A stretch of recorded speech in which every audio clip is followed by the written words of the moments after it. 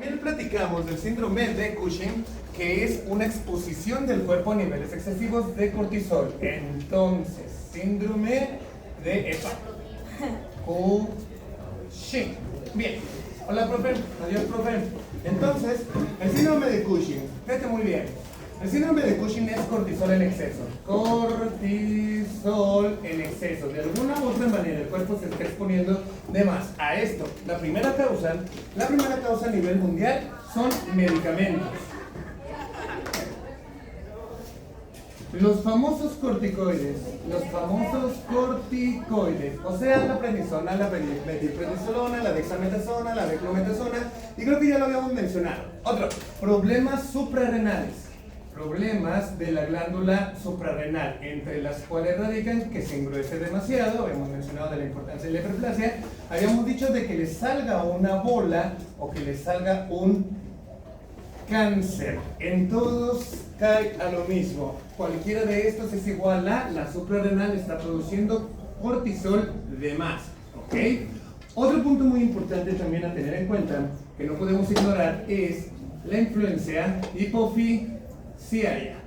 Porque acuérdate que este va a generar cantidades industriales, si es que se quieren, de hormona adrenocorticotropina. Pero claro, como es una hormona, no puede, o al menos esta no puede salir del yugo, o no puede salir de la influencia del eje en jefe, que sería el eje hipotálamo, hipófisis, y en este caso, el suprarrenal. Ok, perfecto, anotado. Entonces, hipotálamo, ¿qué? Tú también puedes reventar, sí. Yo puedo generar demasiada liberación de hormona liberadora de corticotropina.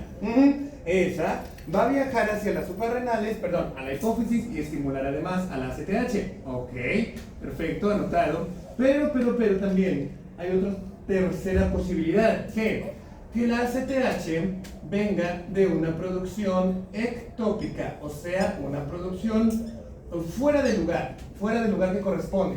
Es donde viene la importancia, ustedes que están viendo patología, felicidades que ya están a punto de acabar con eso, del síndrome pararenal neoplásico, exacto. Y acuérdate que el OATCEL o el cáncer pulmonar de células pequeñas, que me imagino ya deben de andar en el tema de neoplasias, es el más productor de síndromes paraneoplásicos, y uno de los más importantes definitivamente es la producción de ACTH, pero también puede producir prolactina, y también cuando nos conocimos platicamos que puede producir demasiada hormona antidiurética. Vayan. Ok, perfecto, anotado. Entonces, esas serían las causas, anotado. Y los síntomas también, si no es que lo mencionamos ahorita. El cortisol sirve principalmente para subir la glucosa. Alto riesgo de diabetes, entonces, alto riesgo de diabetes. Y si ya soy diabético, pues alto riesgo de complicaciones, tanto a la larga, pero sobre todo a la corta. El coma hiperosmolar y la cetoacidosis. Otro, dijimos que el cortisol exagera este punto, generando un adelgazamiento principalmente de las extremidades, tanto las de arriba como las de abajo, ¿ok? También habíamos mencionado que parte de las maravillas fisiológicas del cortisol es hacer estos dos al mismo tiempo, la degradación de la grasa y la creación de grasa. ¿Cuál sería la diferencia? Bueno, que ante el exceso de cortisol, va a haber una mala distribución de este movimiento metabólico, lipólisis periférica, o sea que te va a quitar la grasita de las extremidades, las piernas y los brazos, al igual que las proteínas. Y la lipogénesis la va a distribuir o almacenar en el centro, o sea, en el tórax, en el abdomen y en el caso de la jiba, o sea, la joroba, la espaldita. Por eso habíamos mencionado también que una persona con Cushing, con esa apariencia de carita de luna llena, o el sol de la lotería, no los que estamos en México, su joroba, sus extremidades hipotróficas, o sea, extremadamente flaquitas, su ginecomastia por la alteración en la formación de hormonas sexuales, y sobre todo la obesidad centrípeta. También habíamos dicho que van a aparecer estrías, las cuales se van a pintar de violeta. ¿En serio? Sí, algunos le llaman cabecita de medusa, pero también le llaman así a un montón de venas que se van a pintarrajear en la panza cuando se aborde el tema de la insuficiencia hepática por una situación que se denomina hipertensión portal. ¿Ok? Entonces, básicamente, estrías violáceas que tenemos en la pancita, todo cortesía y todo a sospecha de que cuando la ACTH sea la responsable, acuérdate que la adrenocorticotropina también es hormona productora de la propia melanocortina, que sería la materia prima para que tu melanocito empiece a formar pintura de la piel, poniéndose el paciente morenito de arriba abajo o sus estrías demasiado marcadas, violáceas o cafés, si se quiere, ¿ok? También habíamos mencionado la importancia de que el cortisol en exceso va a generar una desmineralización de tu hueso, generando entonces una situación de inicio de osteopenia, sufijo penia significa disminución, y finalmente la osteoporosis, generando un hueso quebradizo y un hueso porótico, un hueso sin reserva de calcio y obviamente la escasez del mismo. ¿Ok? También habíamos mencionado que va a generar una disminución del sistema inmune. No vas a tener defensas, o al menos las vas a tener extremadamente lentas por la disminución de la producción de leucotrienos. También y aparte, siguiendo el precepto de la inflamación, dijimos que ibas a tener una disfunción de la función plaquetaria, también igual por la disminución o por la falta o escasez de tromboxanos. Aparte, dijimos que vas a tener en el Cushing una disminución de la función renal. Y tú dices, oye, ¿qué? ¿Pero qué tiene que ver la función renal con el cortisol si el cortisol se forma en su cachucha? Bueno, acordémonos que en la cascada de la inflamación, a la respuesta al final son leucotrienos para las defensas, tromboxanos para las plaquetas y prostaglandinas, que en grandes cantidades te ponen rojo, hinchado, caliente y doloroso, pero en condiciones natuchas, en condiciones fisiológicas, las prostaglandinas sirven para muchas cosas, entre ellas el riñón. La pregunta aquí va para... no está Gabriel, ¿qué veo? Ok, la pregunta aquí va, para ver si nos acordamos de Ivana. ¿Ya ves que ya me aprendí tu nombre? Bien, exactamente. Siempre que paso por el pasillo, siempre le digo a mis muchachos de segundo, de tercero, le digo, esta muchacha baila bien, pero... Y para eso, a las pruebas me remito, como dicen, que es la Expo Micro. Bueno, estaba bailando, pero ¿qué eras? ¿Un antibiótico? ¿Es una bacteria? ¿Qué eras? ¿O nada más eras alguien que bailaba tal con ritmo? Es que le prestaron una botarga a Omar, pero nada que ver con lo que éramos sarampión. Bueno, baile en pro del sarampión. Dinos, Ivana, platícanos, ¿qué tienen que ver las prostaglandinas para el sano funcionamiento del riñón? Te voy a recordar, ya, esa abre la arteria renal, exactamente. Entonces la arteria renal siempre tiene que estarle dando 1100 mililitros de jugo al riñón, y un punto muy importante que la mantiene abierta y fluyendo son las prostaglandinas. El problema es que si hay demasiado cortisol, se inhibe la producción natural de prostaglandinas y nos va a llevar, por supuesto, ¿a qué? A una insuficiencia renal aguda prerrenal. También, teniendo en cuenta, viéndonos, oyéndonos hacia el mundo de lo vascular, si tú y yo fuéramos arterias, Gio, si tú y yo fuéramos arterias, la prostaglandina, ¿qué nos hace? ¿Nos dilata o nos contrae? Nos dilata. Dilata. Exacto, entonces al no haber prostaglandinas, no va a haber vasodilatación, va a tender a ser la contraparte, que es la vasoconstricción, y de esta manera también el exceso de cortisol nos lleva a la hipertensión arterial, al hiperapretamiento arterial por falta de producción de prostaglandinas. Otra, Miguelito, otro que no está. ¿Puedes repetir por qué no se producen las prostaglandinas?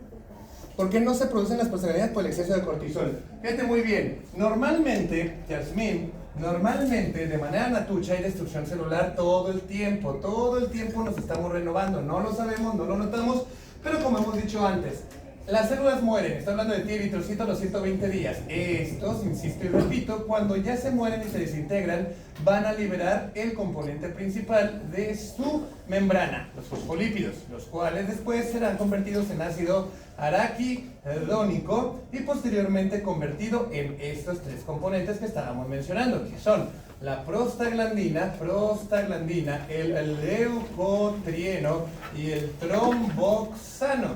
Ok, entonces el rollo aquí es que de manera natural, existen enzimas que convierten esto. Sabemos que el último paso los patrocinan las gemelas Cox, sus ciclooxigenasas si se quieren. Pero el primer paso, está denominado por la fosfolipasa A2. Entonces, el exceso de cortisol nos dice, oye, profe, ¿qué? Que cuando yo esté en exceso, hay mucho cortisol, voy a tener efectos sobre la cascada de la inflamación. Es decir, aunque no tengas un daño masivo, yo soy un bloqueador, yo soy un inhibidor natural de la fosfolipasa A2. Sea que se te reviente una célula por viejita o se te revienten demasiadas por un daño físico, químico, inmunológico, biológico, yo no voy a dejar que toda esa cascada siga. No vas a tener inflamación, ante un daño, pero de manera fisiológica, cuando las células mueran de viejitas, tampoco vas a tener prostaglandinas si las necesitabas. Ok. Entonces tú estás en exceso y me traes el problemita de la falta de esos tres. Y las prostaglandinas no solamente te dan inflamación, te protegen al riñón asegurando su flujo sanguíneo, te protegen los vasos sanguíneos evitando que se hiperaprieten. ¿Y para qué otra función, estoy hablando de ti, sistema digestivo, nos ayudan y nos sirven las prostaglandinas? Para la producción de moco. Para la mucosa gástrica, exactamente, porque recordemos que las células mucosas que crean la capa de difusión gástrica, o sea, la capa de protección en contra de nuestro mismo ácido, necesitan un banderazo de salida. Sí es cierto que las células mucosas pueden agarrar el bicarbonato, pueden agarrar el calcio, pueden agarrar el agua y por medio de su anhidrasa carbónica, ¡zas! Ahí tienes tu capita de protección, pero, necesitan un incentivo, necesitan alguien que les ayude, necesitan alguien que les provea, o más bien les diga, achacharle, ¿ok? Y ese alguien precisamente son las prostaglandinas. Quiere decir entonces que ante la falta de prostaglandinas por un exceso de cortisol, estas personas padecerán la molesta gastritis, úlceras gástricas y desde luego sangrado de tubo digestivo alto. ¿Quiere decir, profe, que el síndrome de Cushing? Sí. Si tú tienes gastritis, no quiere decir que tengas síndrome de Cushing. Acuérdate que el 95% de las causas de gastritis es una bacteria horrenda, gram negativa, acidófila por excelencia, llamada Helicobacter pylori. La segunda causa, los AINES, naproxen, paracetamol, ibuprofeno, diclofenaco. Ya tercera causa y demás, los irritantes, el Cushing y alteraciones precisamente en la función de la célula mucosa. Ok, anotado. Entonces gastritis, úlcera, sangrado digestivo, hipertensión, osteopenia, disminución de las defensas, plaquetas bajas, moretes en donde quiera, catarata. ¿Dije catarata? Sí. ¿Qué es lo que es la catarata? La catarata es una opacificación del cristalino. Creo que ya habíamos mencionado en la clase pasada, si es que no me falla la memoria, que ya me está empezando a medio fallar. Habíamos mencionado que el glaucoma era una de las consecuencias de la hipertensión, de la diabetes, pero también del exceso de cortisol. Sí platicamos cuál era el concepto de glaucoma en este grupo, fue en el otro. Y fue en este, ¿verdad? Dijimos que era demasiada presión en el humor acuoso por una falta de drenaje por el conducto de Schlemm. Ok, anotado. Y habíamos mencionado entonces también que podía haber un glaucoma de ángulo abierto y podía haber un glaucoma de ángulo cerrado. Bueno, por si eso fuera poco, resulta y resalta que el exceso de cortisol, también nos puede traer una opacificación del cristalino. ¿Una opacificación de qué? Del cristalino. Acuérdate que tenemos un tejido ovoideo cristalino adentro de la membrana de zinc, o sea, que agarraría la imagen y es el que la proyecta sobre la pared de la retina. Es cristalino y tiene que permanecer cristalino. El problema es que a la larga, como parte de su envejecimiento, esta es una burbujita llena de agua, pero se le van a ir infiltrando proteínas poco a poco, dándole una apariencia lechosita. De hecho, tú le exploras los ojos a un abuelito 80 años y ya vas a ver un fondo muy blanquecino, un fondo muy algodonoso, precisamente un fondo muy lechoso. Quiere decir que su cristalino ya envejeció. ¿En serio? Sí. ¿Y eso qué pasa? Bueno, se hace una operación, se raja el ojo, agarras el cristalino lechoso, lo sacas y pones un lentecito cristalino de nuevo y cierras de nuevo. Se llama facoemulsificación con colocación de lente intraocular. Oye, ¿y eso lo hacen mucho? No sé, tú dime, ¿cuántos abuelitos hay en el país? Un montón. Ok, pues ahí lo tienes. Sí se hace mucho. Es parte del envejecimiento y el Cushing lo acelera. Oh, santa madre. Sí, exactamente. O sea que eso nos va a pasar a todos a los 80, 85 años. Pero ¿quieres adelantarlo? Vuélvete una persona con Cushing. Ok, catarata. Bueno, entonces quiere decir que hay muchas rutas para quedarnos ciego. Sí, que la retina se desprenda, que la retina sangre, que le nazcan nuevos vasos sanguíneos.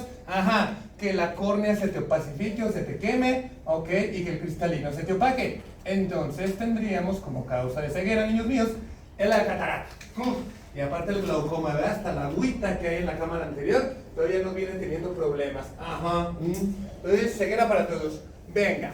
Aparte entonces de eso, tendríamos el problema de la retención de sal. La retención de sal y cloruro por el efecto aldosterona. O sea, tendríamos una tendencia a la hipernatremia. Ok, anotado. Al exceso de sodio. El exceso de sodio, el exceso de jugo, el exceso de agua. Y el exceso también, obviamente, de rescate de cloruro. Pregunta y trivia para ti, Emanuel. Oscar, Emanuel, Alexander, Octavio, Fabricio. También se me ocurre otro nombre chusco que poner, pero bueno, para ti. Digamos que somos tú y yo el cortisol y estamos rescatando mucho cloruro. El cloruro en exceso, obviamente hace daño. En el mundo del pH, si tenemos hipercloremia, nuestro riñón va a compensar y ¿a dónde nos va a llevar? ¿A una acidosis o a una alcalosis? ¿Y por qué? ¿De acuerdo? Imagínate que somos el riñón y que somos células intercalares. ¿Y qué le hacemos nosotros? Tú y yo, ¿qué le hacemos al cloro cuando sobra? Lo tiramos. ¿Y lo cambalachamos por quién? Por otro anión. El cloruro, que es anión, o sea, es el negativo, si lo vamos a tirar, el riñón dice, ok, yo te lo tiro por la orina, pero a cambio necesito un contratransporte de un anión que yo considero su igual. Bicarbonato. Entonces tiraríamos cloruro, pero rescataremos bicarbonato. Una hipercloremia nos va a llevar en compensación a una alcalosis, exactamente. Y ahí tenemos un quilombo espantoso y horrendo con los síndromes de Cushing. Ok, perfecto, anotado. Continuando entonces y conociendo los síntomas, niños míos, hablemos del diagnóstico. Bueno, el diagnóstico se lleva a cabo clínico, lo que ves, lo que te interrogas, lo que ocultas, lo que palpas, pero sobre todo lo que chismorreas en el interrogatorio o anamnesis, si es que eres muy fresa. Entonces, bueno, tenemos el diagnóstico clínico. Segundo punto, tenemos que determinar que el cortisol se encuentra en exceso. Tenemos que corroborar entonces que el cortisol se encuentra en exceso y podemos determinarlo por medio de una medición de cortisol en orina o, más exactamente, lo determinamos en sangre. Pero, ¿acaso aquí termina todo? No termina ahí. De hecho, las guías, de hecho, los manuales, de hecho, los libros de fisiopatología, diagnóstico y tratamiento dicen, ok, ya confirmaste, profe, ya tienes a la mano que el cortisol está en exceso en esta pobre persona y sus manifestaciones clínicas concuerdan con, tienes que ahora, ok, ya tienes el cortisol elevado, sí, pero tienes que determinar un punto, si es dependiente de su jefe directo, o si es independiente de ese jefe directo. Ok, exactamente, porque eso de juzgar, eso de señalar con el dedo, y la glándula suprarrenal puede decir, a mí no me mires, yo solamente estoy obedeciendo órdenes. Ok, ¿a quién obedeces? ¿Quién es tu jefe inmediato? La ACTH. Ok, entonces yo le pregunto, o nosotros nos vamos a ir directamente a la ACTH. Te vas a decir, oye, ACTH, ¿qué? Necesitamos medirte para ver si eres tú la que está en exceso y nombrar a esta situación una situación de síndrome de Cushing por culpa de una hiperproducción de hormona por parte de la hipófisis. ¿Hipófisis? Sí. Recordemos que la glándula hipófisis tiene su versión de adelante y su versión de atrás. Obviamente la de adelante es la responsable de producir la ACTH, pero, yo le digo, oye hipófisis, ¿qué te pasó? ¿Por qué produciste tanta hormona adrenocorticotropina? Antes era chévere, todavía soy. Nah, has cambiado. Tú le dices, oye, ¿qué? Querida hipófisis, mande, ¿qué te pasó? ¿Por qué estás generando tanta hormona adrenocorticotropina? En la inmensa mayoría de los casos, hablando más del 90%, es por esto. O sea, nuestra querida y siempre disfrutable glándula hipófisis nos va a decir, pues mira, profe, que si yo tengo la culpa, si yo soy el culpable, es porque me salió una bola que produce ACTH, un adenoma productor. Ok, de hecho, mi descubridor, que todavía no me acuerdo y no me puedo aprender el nombre tal cual, de Cushing, no me acuerdo si era John o era Jonathan o era, no me acuerdo, pero un alemán. Ok, Cushing, quien describió y dijo, oye, yo tengo un montón de pacientes con aquellas fases que tienen las defensas bajas, les sale morete, tienen estrías, se pusieron gorditos, les salió una joroba, la cara se les hizo redonda y se les hipotrofiaron las extremidades, así, y la osteoporosis, así, y es diabético, hipertenso, para que no se sienta solo. Ok, su descubridor dijo, yo creo que eso es una enfermedad Y en el paciente que descubrió el problema dijo, este trae una bola en la hipófisis. ¿En serio? Sí, felicidades, Cushing. Descubriste una enfermedad endocrina por hipercortisolismo. Le vamos a poner tu nombre, ¿eh? Y Cushing dijo, está bien, pero a partir de hoy, dijo, cuando tengan un paciente en el futuro cuyo hipercortisolismo venga de una bola en la hipófisis, le vas a llamar enfermedad de Mie. Le vas a llamar enfermedad de Cushing. Ahí está, una diferencia en cuanto a nomenclatura meramente. Cuando encuentres en los libros o te pregunten, porque luego les encanta a los internistas preguntar eso, no sé por qué. ¿Cuál es la diferencia entre el síndrome de Cushing y la enfermedad de Cushing? Bueno, el síndrome es un conjunto de síntomas del cuerpo por exposición a exceso de cortisol. Y la enfermedad es en honor a su descubridor, que la persona en la que la descubrió tenía una bola en la hipófisis. Nada más eso. Ok, bien. Entonces, quiere decir que tú y yo tenemos que acordalar el problema. Le diremos, oye, ACTH, ¿qué? Tenemos que medirte. ¿Por qué? Porque si estás elevada, quiere decir que tú tienes la culpa y estás sometiendo demasiado trabajo a la glándula suprarrenal. Y por eso nos trae el exceso de cortisol. Ok, pero, aquí vienen de dos sopas. Una de dos. Sopa 1. O la ACTH sale elevada, o sale normal. Entonces ahí es donde nos puede jugar una broma. ¿Por qué? Cuando sale así, mira. Muchas veces la ACTH es engañosa. La ACTH es bruja. Ok, anotado. Y yo le digo, oye ACTH, hipófisis, ¿qué? Te medí la adrenocorticotropina buscando que fueras tú la causante del hipercortisolismo. ¿Y qué pasó? Saliste normal. Jaja, profe, qué chido, ¿no? Y yo le digo, jaja, no, vamos a ponerte a prueba. Sí, el hecho de que salgas normal no exime de que seas tú en algún punto de la vida o del día del paciente que esté chachando de más. Podría medirte a las 3 de la mañana, porque sé que el cortisol le ayuda a la hormona del crecimiento a las 3 de la mañana a chachar y dar mantenimiento, por eso el subidón de azúcar y la despertada que te das a tomar agua. Pero no voy a esperarme tanto. Voy a demostrar a CTH que tú eres la responsable y tú eres la que está causando el exceso de cortisol, aunque ahorita te presentes como buena persona y normal. ¿Ok? ¿Cómo lo vas a hacer, profe? Bueno, yo sé que tú perteneces al eje hipotálamo hipófisis adrenal. Yo sé que tú, querida CTH, yo sé que tú, plumones anémicos. Ok, yo sé que tú, ACTH, perteneces al sistema al sistema hipotálamo hipófisis suprarrenal. Ok, ¿y eso qué, profe? Déjate de comerciales. Bueno, yo sé que tú tienes un sistema regulador del que no puedes escapar, que se llama, que se llama feedback negativo. ¿Y eso en qué consiste? Recordemos que el feedback negativo, niños míos, consiste, o es un sistema de autorregulación en que una célula que da origen a una hormona influye o influirá sobre otra que generará una respuesta, en este caso otra hormona, T. Y el feedback negativo dice que cuando hay mucha de esa hormona de la célula que va a generar respuesta, ese exceso de hormona va a ser captado o va a bañar a la célula de origen y le va a decir, hasta aquí, ya bloqueate. Ok, mismo asunto, disminuye la hormona en cuestión y eso activa la célula de origen. Es el feedback negativo. Y yo le digo a la hipófisis, con eso yo voy a descubrir, a ver si es cierto, que eres demasiado inocente como te presumes Ok, venga, anotado. ¿Qué vas a hacer, profe? Bueno, mira, existe un medicamento muy divertido, muy simpático, que duele horrores cuando se lo inyectamos a los pacientes. ¿Qué se llama dexametasona? Se llama dexametasona. Ok, hola dexametasona. Hola, profe. ¿Tú qué eres? Soy cortisol, pero sintético. Ok, cortisol sintético. Oye, ¿y qué vas a hacer? ¿Qué vamos a hacer contigo? ¿Qué vamos a hacer con vos? Me vas a inyectar al paciente. Me vas a inyectar al paciente porque básicamente yo soy cortisol. ¿En serio? Sí. Yo soy cortisol y me vas a inyectar al paciente.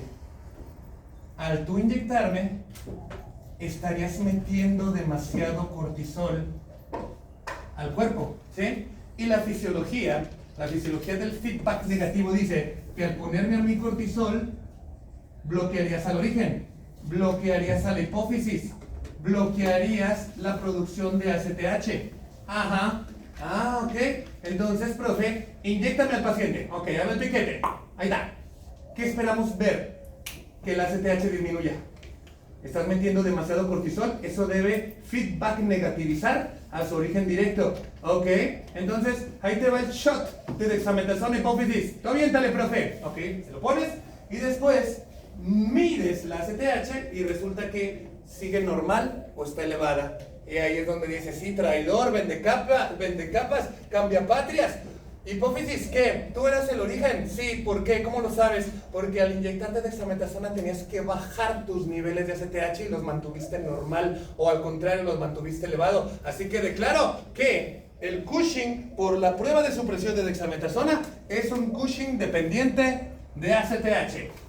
¿Suprarrenal? ¿Qué? Lo lamento, no debí haber dudado de ti. ¿En serio? Sí. Bueno, claro, para eso ya descarté que no tenga ni este, y tampoco este, ¿verdad? ¿Cómo? ¿Cómo lo diagnosticaríamos? ¿Cómo diríamos que la suprarrenal está libre de peligro? Obviamente con estudios de imagen, ¿ok? Imagenología. Es una materia que van a llevar como por ahí de séptimo semestre, una materia horrenda, insufrible. Imagenología.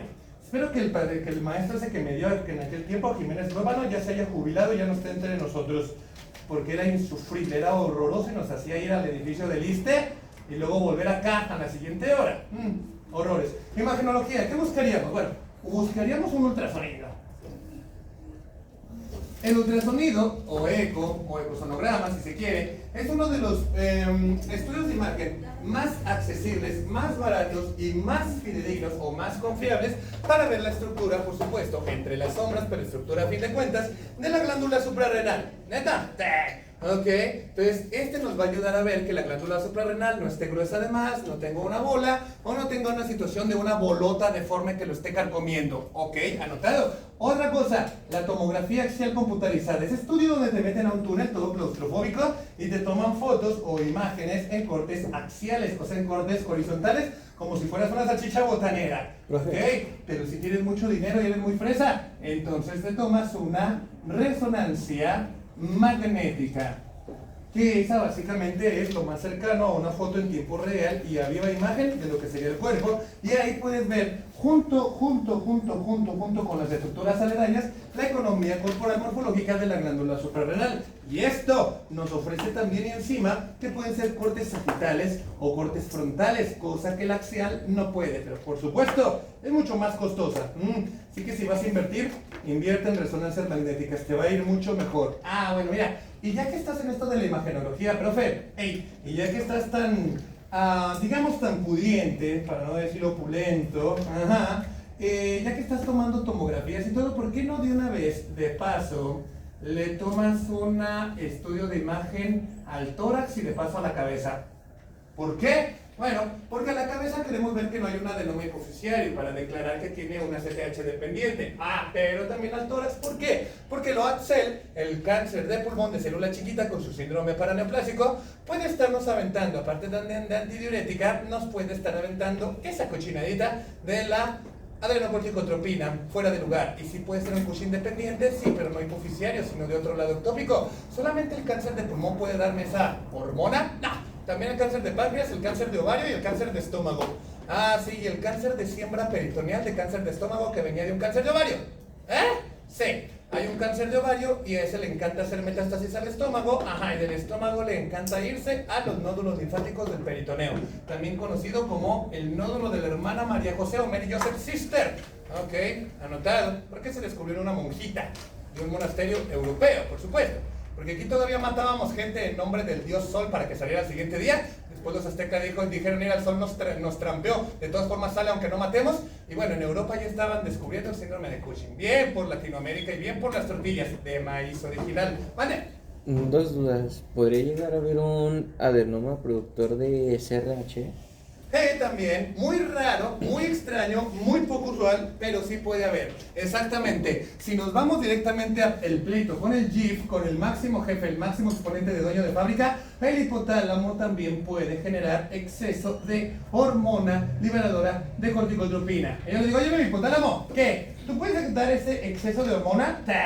¿Y qué te puede pasar a ti para que pase eso? Muy raro, profe, pero sí, mira, me puede generar un adenoma, me puede llegar un carcinoma, incluso situaciones como la Neisseria me pueden hacer eso.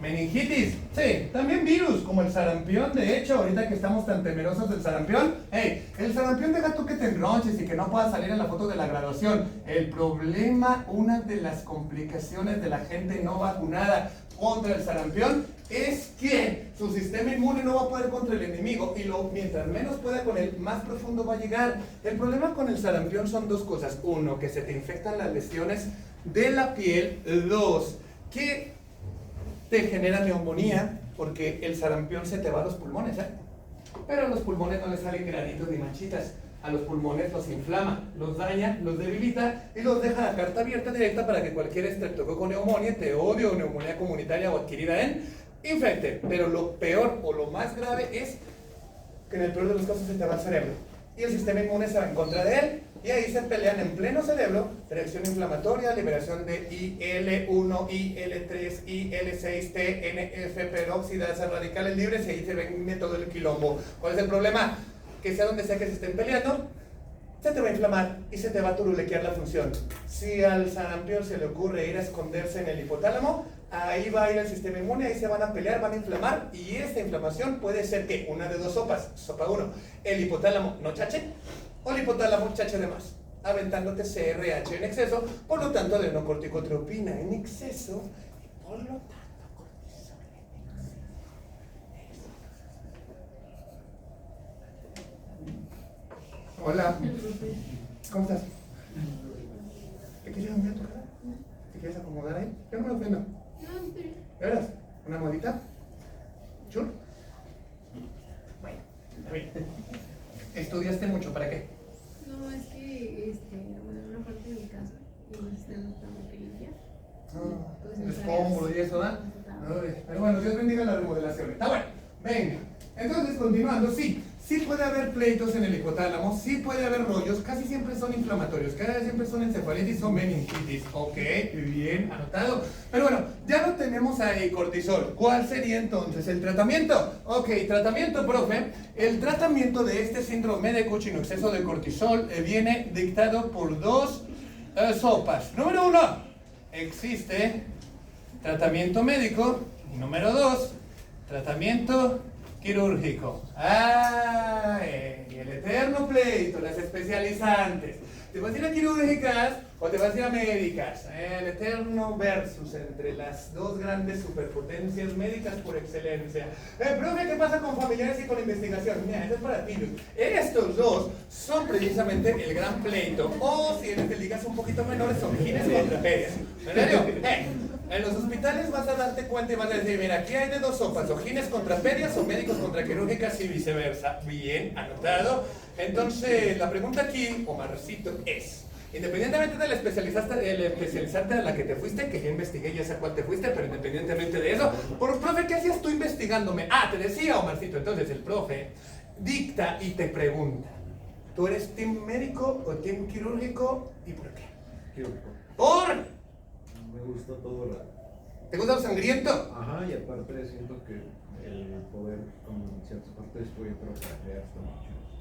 ¿El estudio para qué? Destruir para crear está muy chido. Eso es lo mejor, ¿verdad? Hay que destruir, hay que perder para ganar, hay que destruir para crear, hay que morir para vivir.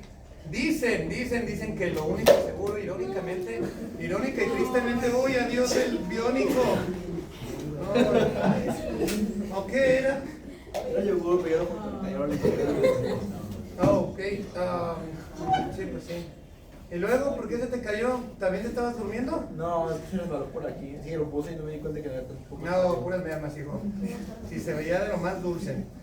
Muy bien, Omarcito, perfecto, excelente. Es algo muy bueno y es algo excelente. Los quirúrgicos siempre se van a llevar un muy buen tajo de los reconocimientos. La pregunta entonces aquí, la pregunta para Julieta es, fíjate muy bien, Julieta. Fíjate muy bien lo que vas a responder. Fíjate muy bien lo que vas a responder, Te va. Tú dirías que a estas alturas ya medio nos conocemos, ¿no? ¿Te caigo bien? Sí, muy bien. Yo también, Oli. Eres de mis favoritas. Y tu hermana, que sigue sin venir. Pero bueno, dime. Con lo que yo he explicado, con lo que yo digo, mis antecedentes, mi enfermedad, mis cateterismos y todo ese rollo, ¿qué tienes hoy? ¿Médico o quirúrgicas? No me respondes ahorita, medítalo, porque tu respuesta va a ser definitiva. Y recuerda que yo soy un renunciado de cirugía, ¿eh? Un renunciado porque mis arritmias cardíacas no me dejaron, mi displasia ventricular arritmogénica no me dejó seguir en la cirugía y a mí me encantaba el olor a la sangre y a la grasa quemada. Estoy hablando de ti, cauterio, o sea, ese lapicito que va... Me encantaba. Y soy fanático de las galletas con leche, soy fanático de las Chokis y soy fanático de agarrar los cuchillos y luego lamerlos, aunque los del quirófano no me ven así. Y yo, ¿qué? Pero bueno, en fin, sigamos. Entonces, el tratamiento médico, así me respondes al ratito, ¿eh? Lo malo es que no vino el otaku de la clase, o sea, Ángel, pero tú vas a tomar su lugar. Tengo una duda a la que sometí. Tengo una duda a la que sometí a la coreana de mi grupo B13, está hablando una niña que se llama Angie, que es muy conocedora del tema manga, y yo le dije, oye, ¿qué? Estábamos viendo un tema re simpático que ahorita vamos a ver también, y es donde yo le dije, a ver, Angie, tú que te vas a casar con un coreano, decime, si tú y yo estuviéramos en la cultura asiática, digamos que estamos en Japón, comemos marisco crudo, al referirme yo a ti, te digo o termino tu nombre con un chan o con un san. Eso me lo vas a responder más al ratito. Continuamos entonces. ¿Pero qué vas a preguntar? Con el O sea, yo digo, si yo te veo a ti, te digo Alexander, Emanuel, Oscar, Octavio Fabricio Chan, o te digo Oscar, Emanuel, Alexander, Octavio Fabricio San. Tú me vas a decir cuál es la respuesta correcta al final. Venga, ahora sí, ¿cuál era tu pregunta? Al momento de hacer ¡Cállense! la prueba de la dexametasona, ¿cuánto tiempo tendría que tardar para volver a tomarle sangre y ver? Normalmente se le pone, algunos dicen que se llama la prueba de supresión con dexametasona. Se la pones en la noche y le tomas la medida de ACTH en la mañana. ¿Por qué? Porque lo que quieres rastrear o lo que quieres ver es tentar a esta cuando mejor actúa. Tienes varias opciones. Le das un puñetazo en la cara al paciente para que se empiece a curar y a sanar y bombee cortisol, o mejor lo mandas a dormir sabiendo que a las 3 de la mañana esta va a subir para que el cortisol le haga el paro a la hormona del crecimiento, y ahí es donde tú dices, vienes a techo a las 3 de la mañana, sí, ahí te va dexametasona, no chaches. Y si chacha, hay una adenoma que la produce. ¿Pero eso se la pondríamos a las 3 de la mañana? No, se la pondríamos en la noche, a la hora de dormir, 10, 12 de la noche más o menos. Porque tiene la vida media de esta picarona, tiene una vida media o acción en el cuerpo, farmacológicamente hablando, por supuesto, de 12 a 18 horas.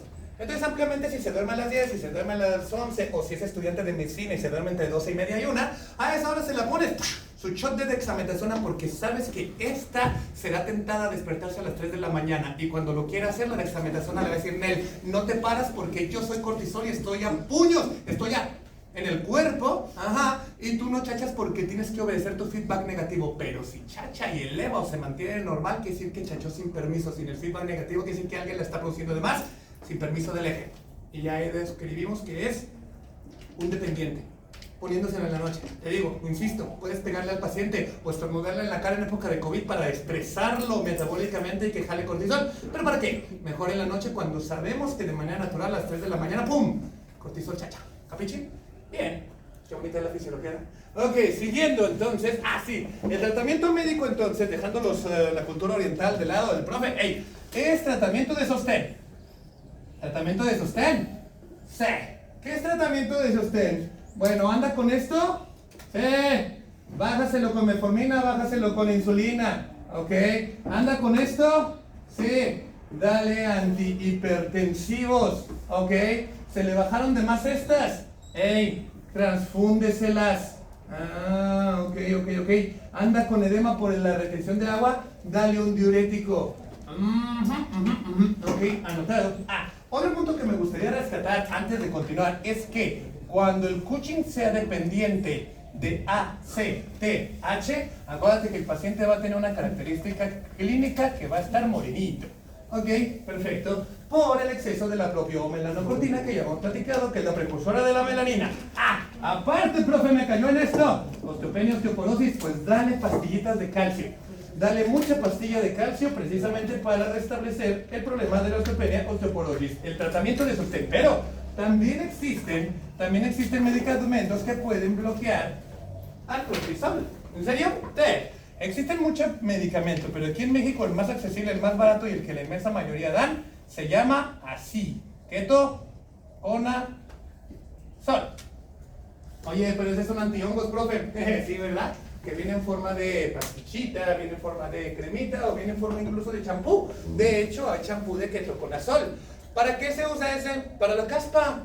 Es un champú de ketoconazol que te cuesta 50 pesos versus el Medicasp, que te cuesta 300 y es exactamente lo mismo. ¿Neta? Solo que el Medicasp te están vendiendo un nombre y el ketoconazol te están vendiendo la fórmula. De hecho, tú ves la fórmula del Medicasp y dice 5% ketoconazol. Vas al champú de la farmacia, ketoconazol también. Mira, me hicieron tonto con un montón de dinero y todo por estarme vendiendo un nombre.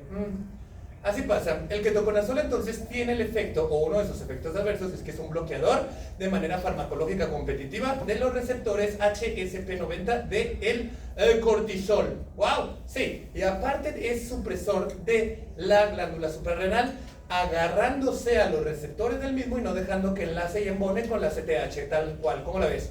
Hay otros medicamentos, pero ni siquiera están en venta en México. Pero, ¿cuál es el problema? No podemos vivir de medicamento de sostén, tal cual, profe. Si podemos quitarle el origen ectópico, el origen hiperplásico, el origen adenomatoso del exceso de cortisol, no dudemos y quitémoslo. Lo quirúrgico, lo resolutivo. El paciente saldrá y dirá, gracias, me han quitado un tumor de encima. Le dará la mano al cirujano, mientras que a los médicos que lo mantuvieron vivo, no le va a decir nada.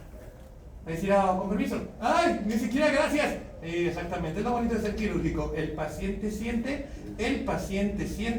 que se curó. Claro, todos inevitablemente nos vamos a morir, pero una persona postquirúrgica, tanto gine como quirúrgico, como ortopedia, trauma, otorrino, va a sentir que lo has curado, ¿ok? Mientras el tratamiento médico solamente te estabiliza y al ratito vuelves igual o peor. Pues sí, ¿verdad? Así es, el eterno pleito entre los cirujanos y los médicos. ¿Quirúrgico? Sí.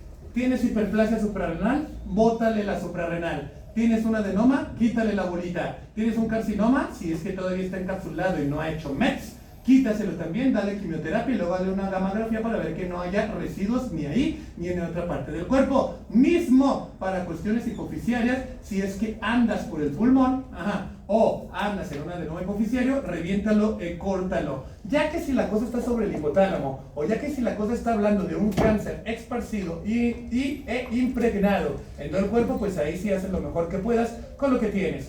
Quimioterapia, medicamento de sostén y hacerle la vida al paciente lo poquito o lo que se pueda más cómoda, en lo que, bueno, básicamente las complicaciones a la larga o a la corta llegan y se lo cargan. ¿En serio? Así es la cosa en realidad.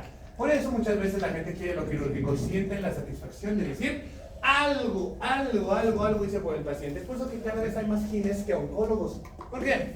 Porque los oncólogos en la inmensa mayoría de las veces que son cáncer maligno van a ver a la gente morir. Mientras los gines obstetras ven a la gente llegar, ven a la gente nacer. Entonces es como un bonito karma. Venga. ¿Dudas? ¿Todo bien? Ok, perfecto. Gracias, cortisol, por los pequeños favores. No, ¿de qué, profe? Pero bueno, en fin. Cortisol. El cortisol, como ves, de manera natucha, es la chispa de la vida, es un repartidor de energía y es un regulador del metabolismo en realidad. El cortisol, como veíamos la clase pasada, es un precursor de la transcripción. Llega, embona con su receptor citoplasmático HSP90, lo lleva directo al núcleo, fomenta la transcripción de la información genética, desdoblando por medio de las quinasas y las polimerasas a las cadenas enrolladitas de ADN y buscando cuál es el gen que está prendido, estimulando o tentando a su codón de inicio AUG o agosto en inglés si quieres, para que empiece la transcripción de 5' a 3', horrores, te odio, biología molecular, y se genere el ARN mensajero, que va a dejar una copiecita en el citoplasma, mejor conocida como nucleolo, y posteriormente va a ir y trasladarse a los ribosomas para ser traducido y ser creado, lo que sea que se supone que tiene que ser, crear, funcionar o aparentar la célula en cuestión. O sea que cortisol, tú al igual que la adrenalina, que sirve para correr o para pelear, al igual que la hormona tiroidea, cosa que vamos a ver próximamente, ¿eres un regulador del metabolismo? Sí. ¿Y qué es lo que dijimos que era el metabolismo? El equilibrio entre lo que se guarda y lo que se usa, o sea, el equilibrio entre el anabolismo y el catabolismo. Ok, anabolismo, catabolismo, sí, ese es mi territorio, cortisol. ¿Quién habla? Soy yo. ¿Quién? Identifícate. Soy el hígado. Hola, profe. Oh, Dios, no. Oh, Dios, sí, profe. Hola, ¿qué onda? ¿Cómo estás? He tenido días mejores y he tenido días muchos peores. Pero tú, ¿qué tal, hígado? ¿Cómo estás? ¿Qué andas haciendo aquí? Nada, profe, vine porque ya es tiempo de que veamos el tema de insuficiencia hepática. Ok, perfecto, anotado. Y para conocer y saber para qué es o qué le pasa a un hígado con insuficiencia, tenemos que saber para qué sí es suficiente. Entonces, retomando y girando la ruleta de la fisiología, Karen, yo voy a decir una función del hígado y le vas a decir a Yamilet que ella va a decir la siguiente. Dile, Yamilet, el profe va a decir una función del hígado y tú dices la siguiente. Excelente. Hígado, ¿qué? Empezamos. Primera función del hígado. Servirse con cebolla en los tacos.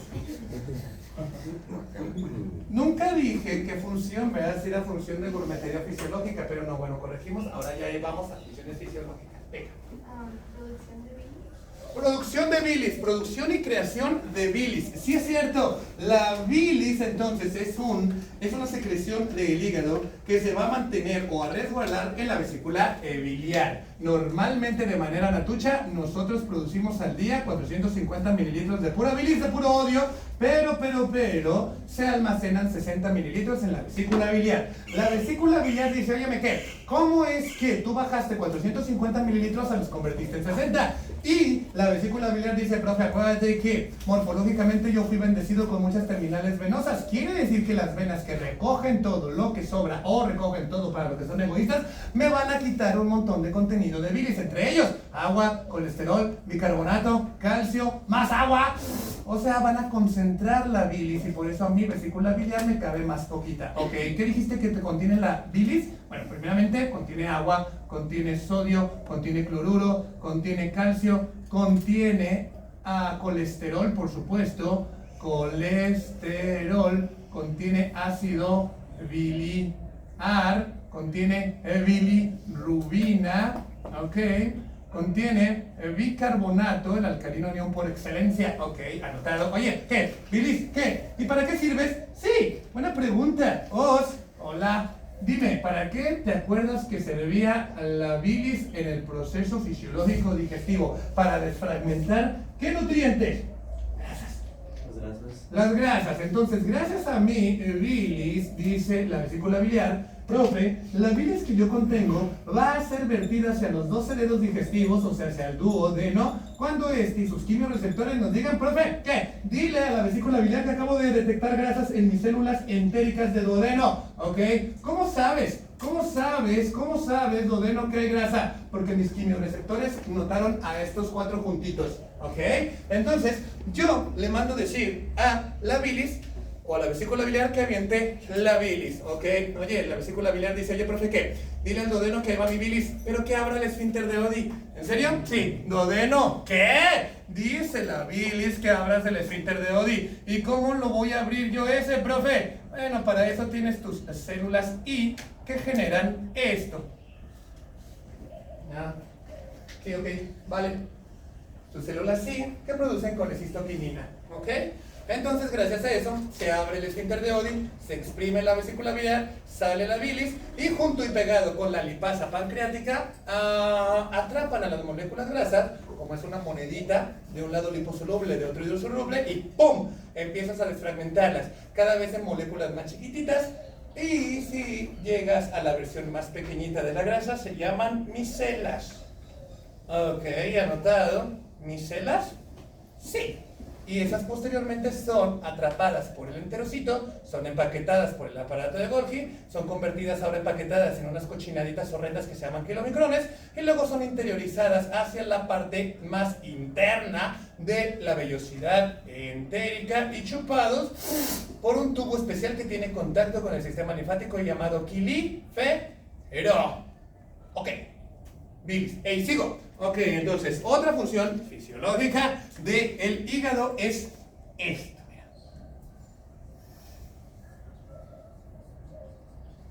Yo formo estas y le digo, no es cierto, hígado, tú no las formas. ¿No? No. Quien las forma las plaquetas es el relleno cremosito, el tuétano, si se quiere, en el mundo del pozole, de el hueso. la célula madre, del hueso en la médula ósea genera un precursor que se llama precursor mieloide. De ese o deriva el proeritroblasto, o deriva el promegacarioblasto. Son hermanos, vienen de donde mismo y a eso me apego. Así que hígado, no te estés dando funciones que no te corresponden. Y el hígado dice, está bueno, profe, banca, ¿por qué? Porque está bien, yo no las produzco, pero yo soy el banderazo de salida para que se hagan. ¿En serio? ¿Qué? Así como en el glóbulo rojo, para que se empiecen a chachar, tiene que venir la eritropoyetina. Yo, hígado, voy a dar el banderazo de salida para que el tuétano forme plaquetas por medio de una hormona llamada trombopoyetina. Ah, ok. Entonces, así como el riñón da eritropoyetina para que tengas glóbulos rojos, el hígado da trombopoyetina para que tú tengas plaquetas. Quiere decir que en cuanto yo esté jodido por alcohol o por cicatrices o por fibrosis o por cirrosis macro o micronodular, ¿qué? Nódulos de regeneración, fibróticos, el hígado se pone empedrado o empedradito. ¿Cuál es la diferencia? El micro y el macronodular, pregunta de Ceneval, te van a decir ¿cuánto mide los nódulos hepáticos de regeneración? Para decir que es una cirrosis micronodular. ¿Y cuánto tiene que medir para que sea o se defina como macronodular? La palabra es de ustedes. 5 milímetros. 5 milímetros. Si está empedrado con bolitas menos de 5 milímetros, felicidades, tienes un micronodular. Si está más grande que ese y parece empedrado, como antes estaba aquí la calle de acá del C12, que le conocemos como la calle empedrada, entonces es macronodular. Arre. Sigues entonces, ¿dónde Yamile? Sigues. Almacenamiento de... Glucógeno, sí es cierto, es verdad, este puede guardar, este puede tener reservas de glucógeno, por supuesto, por su movimiento maestro llamado glucógeno génesis, ¿ok? Anotado, y este es uno de los movimientos anabólicos maestros del hígado para siempre protegernos, me protejo de la hipoglucemia y no caer desmayados cuando estemos trepando la barranca, vayamos a las vías, estoy hablando de ti, cuando vayamos a ir allá, y de vos porque nos vas a acompañar también. Y otra, ¿no? No, tú no vas. Entonces, nos vamos directamente para allá y subimos por las vías. Y ahora, ¿dónde está tu hermana? Aquí está, tú también vas. Ok, anotar. ¿A dónde, profe? A la barranca. Vamos a subir y a bajar, ¿eh? Sí. ¿En serio te da angina de pecho? Otra vez, no. Yo lo iba persiguiendo. Nada. Bueno, es que también está muy chiquita. En lo que ellos dan una zancada de corrida, tú tienes que dar 5. Tienes razón, no es tanto falta de condición, sino que tú tienes que trabajar más. Es como decía el chaparrito cirujano de ahí del Soquipan. Y decía, a mí me tendrían que pagar más. ¿Por qué? Porque ustedes internos cuando van a la cirugía hacen esto. Mira, 1, 2, 3, 4. Ya estamos en el quirófano. Y yo, que soy más chiquito, tengo que dar 15 pasos. Me esfuerzo más. Me tienen que pagar más. Vale, pues. Muy discurso tipo Jet Li en Los Indestructibles. La mejor película de machos alfa de antaño de todos los tiempos. Bueno, está bien. Así, el glucógeno y glucógeno génesis. Y por supuesto también el movimiento de sacar la reserva de la alforja. Quiere decir entonces, hígado, que cuando tú ya no chaches, cuando tú estés enfermo y estés acabado, no vamos a tener acceso a las reservas de glucosa.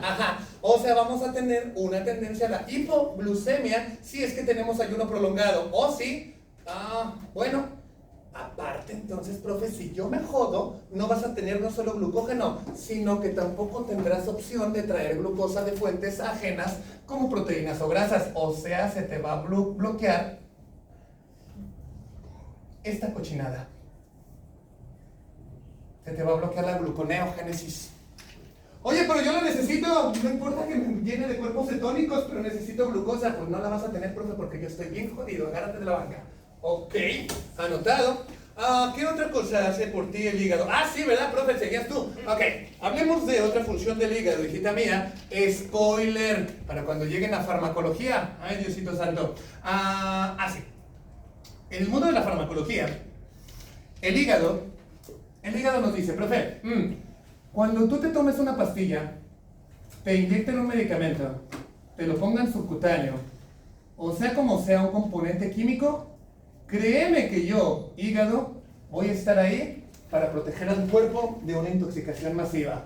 ¿Cómo es eso? Bueno, volviendo a la fisiología y un poquito a la bioquímica, los que son sobrevivientes de ese holocausto horrendo, te odio Maquis, o sea, el libro de bioquímica más asqueroso de todos los tiempos, pero no, siempre hay uno peor y se llama Laguna y Piña, insisto, insistiré, tu profe cometió el error de comprarlo, pero lo tiene o lo tuvo un tiempo en el baño y no para leerlo. Existe en el hígado un efecto metabólico que se llama efecto de primer paso y existe uno segundo que se llama también efecto de segundo paso. ¿Ok? ¿Qué es eso, hígado? Háblanos del efecto de primer paso y el efecto de segundo paso. Bueno, ya, profe, cuando tú comas algún alimento, colorante, azúcar o medicamento en cuestión, hey, todos tienen que llegar en algún momento a la entrevista conmigo. Tarde o temprano pasarán conmigo, ¿ok? Yo los voy a analizar. Tengo quimiorreceptores, tengo sensores bioquímicos que van a analizar las propiedades del medicamento o del alimento, su contenido graso, su calidad de pH, su contenido de hidrogeniones, su contenido de bicarbonato, su capacidad para hacer daño, ¿ok? Y yo voy a hacerlo más suavecito y más agradable para el cuerpo, ¿ok? Y a eso se le llama efecto de primer paso. ¿Cómo lo puedes hacer? Bueno, lo puedo llenar de oxígeno, o se lo puedo oxidar, o le puedo quitar el oxígeno, lo puedo reducir, o le pongo grupos hidroxilo, una mochilita. Ah, ok, oxidación, reducción, la hidroxilación. ¿Es en pro de qué? ¿O para qué? Para que el nutriente o medicamento en cuestión sea mayormente optimizado, utilizado. Es un efecto de primer paso, ¿viste? A ver, dame un ejemplo de oxidación. Ok, un efecto de oxidación. ¿Qué jodidas crees que yo le hago a la hemoglobina del glóbulo rojo? ¿Le pones hierro? Sí, ¿para qué? Para que se oxide y agarre la molécula de oxígeno y vaya a la reparta. Ok, otra. Ok, hablemos de la hormona tiroidea, la de la glándula tiroides. Tú sabes y yo sé que se necesita un compuesto inorgánico, un componente de la tabla periódica para que se produzca. Estoy hablando del yodo. Ok, cuando el yodo llega, yo hígado lo recibo y lo mando a la tiroides, no sin antes pegarle una moleculita de hierro junto a, para que en algún momento se le otorgue oxígeno y sea utilizable por la glándula. Lo estoy preparando para la oxidación. Recordemos que para que se forme hormona tiroidea tienen que haber 4 pasos. 1, atrapamiento del yodo. 2, oxidación. 3, organificación. Y 4, acoplamiento. Ok, entonces quiere decir que el hígado lo prepara para que sea utilizable, sea activo y organificado. ¿Qué es organificación? Cuando un elemento de la tabla periódica se junta con un componente orgánico de tu cuerpo, sea proteína, sea grasa o sea azúcar, para conformar plastilinamente un componente aprovechable por el cuerpo como tal. ¿En serio? Sí. ¿Y el yodo qué hace? Bueno, lo oxido, lo activo y luego lo organifico. Lo combino con una proteína que se llama tiroglobulina, que le va a dar uno de sus aminoácidos llamado tirosina, y así va a producir la mono, o sea, yodo, tirosina. Luego lo acoplo a otro y es la yodo, tirosina. Y luego le acoplo a otro, ya activándolo, y es la yodo, tironina. ¿Por qué acaba en nina? Porque ya es utilizable funcionalmente hablando. Y yo le pongo otro, y ya tendríamos la tetrayodo, tironina o tiroxina o T4 si se quiere. ¡Oh, Dios mío, propaganda política! Nada de eso. Ok, bien, gracias hígado por los pequeños favores. Dios te bendiga a vos y el efecto de primer paso. He dicho, oye, ¿qué? ¿Y el segundo paso qué? El segundo paso, profe, el segundo paso es cuando yo ya voy a preparar a una sustancia química en cuestión para su propia excreción. ¿En serio?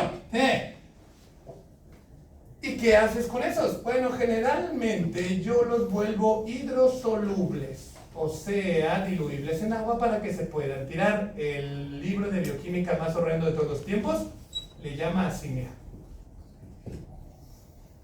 Conjugación, o coma bien, lo vuelvo hidrosoluble. ¿En serio? Sí. Seguramente te suena, o en algún momento has escuchado el concepto de bilirrubina conjugada y no conjugada.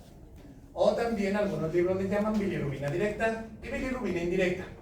O otros libros le llaman bilirrubina liposoluble porque tiene gran cantidad de grasa en su molécula y luego ya convertida a hidrosoluble. Tirable la bilirrubina, tirable por 3 vías. ¿Cuáles son esas 3 vías por las que la bilirrubina se tira? Uno es la bilis, ya nos lo dijo Yamilet. Otro, la orina, que es la que hace que tengamos amarillita la orina. Y por último, las evacuaciones. Las evacuaciones, el color café oscuro de las evacuaciones son cortesía de la bilirrubina, que bueno, obviamente por el trato y maltrato de las bacterias anaerobias que viven en el intestino, ya no se llama bilirrubina en las evacuaciones, sino que se llama estercobilina. Oye, ¿qué? ¿Y la bilirrubina que se va por la orina? Uro, bili, noje, no. Ah, ok, bueno. Entonces, ahí tendríamos los efectos de primer paso y segundo paso. Que no se les olvide eso porque es parte de los conceptos de farmacología que van a ver en cuarto semestre. Así, por cierto, by the way, mande. Tengo otra función del hígado. Venga, otra función del hígado. Adelante, hijita, te oímos, la palabra es tuya. La producción de albúmina. La producción de albúmina y otras cuantas proteínas, ¿verdad? Gracias, hígado, eso va a ser de vital importancia. Tú generas la albúmina, tú generas el fibrinógeno, factor 1 de la coagulación, por cierto, y todo lo que cabe en globina o globulina. O sea, tú produces todas las proteínas, la mioglobina, la queratina, las uñas, el pelo, las pestañas. Todo lo que mi cuerpo es músculo y sólido, todo lo que venga de proteína, ¿tu hígado lo estás produciendo? Sí. Por eso cuando yo me joda, profe, vas a adelgazar, vas a volverte hipotrófico, flaquito. ¿En serio? Sí. ¿Pero por qué nombraste nada más esas tres, profe? Porque son la presión oncótica y coloidosmótica de las fuerzas de Starling. Quiere decir que en cuanto se te joda el hígado y esas ya no estén, tú te vas a empezar a hinchar. Porque ya no hay fuerzas coloidosmóticas proteínicas que mantengan al agua adentro del vaso sanguíneo. Otra razón de edema, Yasmín. Aparte del hígado turulequeado, ¿por qué otra cosa nos podemos hinchar? El hígado nos sirve por la presión coloidosmótica que no está. Sigues. Por daño en el riñón. En el riñón porque no tira el agua, ¿verdad? La consumimos en exceso, pues nos empezamos a botagar. Otra. El corazón no la mueve, se empieza a botagar atrás retrogradamente y empieza a hinchar, ¿verdad? O el vaso sanguíneo, estoy hablando de ti, venas, estoy hablando de ti, varices, no las mueves, y pues obviamente te hinchas y no vas a poder modelar zapatito de tacón. ¡Mande! Ah, que igual produce las proteínas de complemento. Las proteínas del complemento, esas horribles porquerías del complemento, ¿verdad? Exactamente, el complemento. Y sus tres rutas, complemento. ¿Cuáles son las tres rutas? Directo. La alterna, La la clásica y y la- la de la LEC.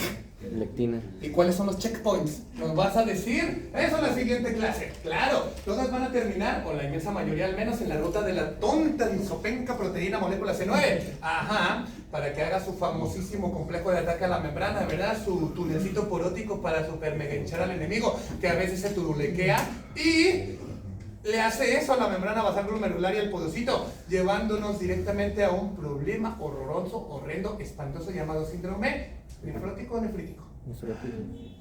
Nefrótico, porque agarró al podocito y a la membrana basal glomerular. Nefrítico si hubiera agarrado al endotelio fenestrado y a la membrana basal glomerular. O sea, la membrana basal glomerular se las carga, sí. Pero si se carga para arriba, nefrótico. Si se carga para abajo, interno, si se quiere, nefrítico. Bien. Entonces la vía de complemento, tanto su alterna como su lectina como su clásica. Venga. Sigo yo. Si este falla, se nos va a la fregada también el sistema renina-angiotensina aldosterona. O sea, no te defiendes ante la deshidratación. ¿Por qué? La renina chacha, pero ¿y ¿cómo se llama? ¿Y el angiotensinógeno? Pues nunca va a chachar, nunca va a estar, nunca va a existir porque el hígado lo chachaba y era el que tenía que ser activado angiotensina, ¿verdad? Entonces, vas a sufrir hipotensiones.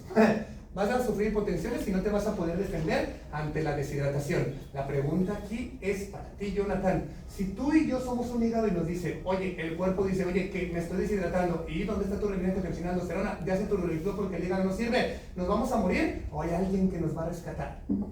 Sí, hay alguien que nos rescata ante la deshidratación, nos va a ayudar a conservar agua. Ante una situación de hiperosmolaridad y el sistema renina-angiotensina no chacha, hay otra hormona que está independiente de eso, que también es captada por la hiperosmolaridad, que también podría bajar al riñón, abrir receptores de acuaporinas B1, B2 y rescatar agua con el buen uso y aprovechamiento de la urea para tentarla a salir, a chuparse, a chachar rápidamente. ¿Estoy hablando de quién? De la hormona anti-¿qué? Diurética, exactamente. Así que, ¿quién te necesita el sistema renina-angiotensina aldosterona? Eso es para tibios. Yo tengo a mi hormona antidiurética, que esperemos que la neurohipófisis no tenga un tumor, ¿no? No sé. Y no esté abolida, o peor, que sí tengamos hormona antidiurética, porque si no la tuviéramos, estaríamos ante una situación llamada como diabetes insípida o CIJAB, nefrogénica o central. Central porque dije que ya no existiera, ¿verdad? Si hubiera dicho que sí existe, pero no chacha, nefrogénica por una alteración del receptor B1 o B2 que respondía a ella. Y uno de los principales problemitas de esa cochinada es el hipercalcio. El hipercalcio se embona en los receptores, un bloqueo competitivo de la hormona antidiurética y una diabetes insípida nefrogénica por hipercalcemia, que encima y aparte nos daría taquicardia con un efecto electrocardiográfico caracterizado por ¿cómo? Punte corto. Ok, bien, anotado. ¿Dudas? ¿No? Podría ser el caso en que pues, el paciente está pues, jodido, tiene insuficiencia hepática y todo esto, también tiene una diabetes insípida, se podría llegar a tratar con hidrocortisona. Hidrocortisona, a ver, analicemos. Ok, el hígado está turuleco y no tiene el sistema renina, angiotensina, aldosterona. O sea, quiere decir que el producto final, el rescatador por excelencia, aldosterona no está. Y también va a tener las arterias todas aguadas, todas hipotónicas, porque la vasopresina tampoco no está. Y eso tenía que mantener a las arterias, ¿qué? Apretadas. O sea, están arterias aguadas, no se está rescatando agua, y no hay diabetes, y no hay hormona antidiurética. Ok, y el paciente se está deshidratando. ¿Le podemos dar hidrocortisona? Sí, sí se lo podemos dar. ¿Por qué? Porque la hidrocortisona, ¿qué es lo que es eso? La hidrocortisona es hermana de la dexametasona. ¿Y la dexametasona qué es? Cortisol. ¿Y ese es hermano gemelo de quién? De la aldosterona. Pero no se lo tenemos que poner solamente a ese, tendríamos que llenarlo de agua al paciente. Que beba agua, su sistema digestivo todavía chacha y la va a chupar y la pasa al cuerpo. Y por otro lado, el cortisol, la aldosterona la va a retener. Y sí, con eso, tal cual. Eso sería entonces una terapia de sustitución hormonal, precisamente por efecto aldosterona de un corticoide. ¿Capichi? ¿Más o menos? Y De hecho, una amiga mía tenía a su papá con crisis de hiponatremias y que ya le habían investigado riñón, ya le habían investigado hígado y todo, y seguía con sus hiponatremias. Y resalta que le dan de repente un medicamentito que se llama desmopresina, que es hermano de la vasopresina, el nombre clásico de la hormona antidiurética, y se quita la hiponatremia. ¿Qué quiere decir? Traía una diabetes insípida. Mande. Central, por cierto. Eso me olvidó. Bueno, a mí también. Pero bueno, el punto es que ahí estamos. Ay, pero ya van a tener su clase de genética. Lo bueno es que es en este salón, no tienen que irse a ningún lado. ¿Dudas? ¿Deudas, niños míos? ¿Preguntas? ¿Todo bien? Bueno, excelente. Ay, sí, una disculpa. El viernes no pude venir por causas de fuerza mayor.